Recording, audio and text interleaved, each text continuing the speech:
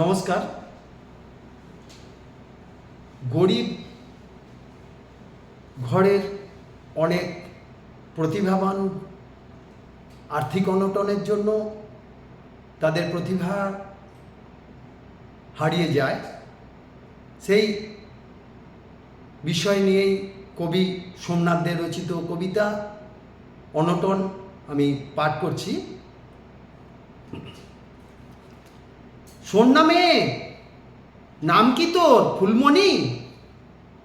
সে জানহে তোর কি হবে শুনি। খবরের কাগজে লোক আমরা, কি জানতে চাস বল তোরা? পেয়েছিলি যে মেডেল অলিম্পিকে, ওসব এখন ফিকে।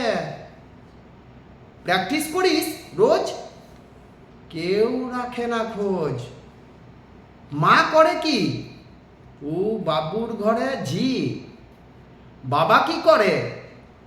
থাকে লেসার ঘরে। পাস খেতে রোজ, রেখেছে কেউ খোঁজ?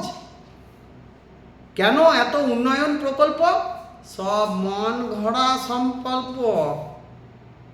ছাদ নেই ঘরে, উড়ে গেছে ঝড়ে। পাসনি কোনো অনুদান, লেই বাবু তার গুণমান। মেডেলটা একবার দেখতে চাই, ওটা তো বাবু মোর কাছে নাই। সে কি, কোথায় রেখেছিস সেটা? মোর কোচের কাছে আছে ওটা। সোনার মেডেল রাখিসনি কেন ঘরে?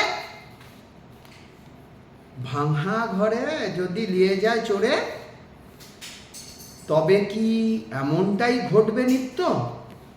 বুঝলি বাবু, আসলে অনটনটাই সত্য। বুঝলি বাবু, আসলে অনটনটাই সত্য। নমস্কার।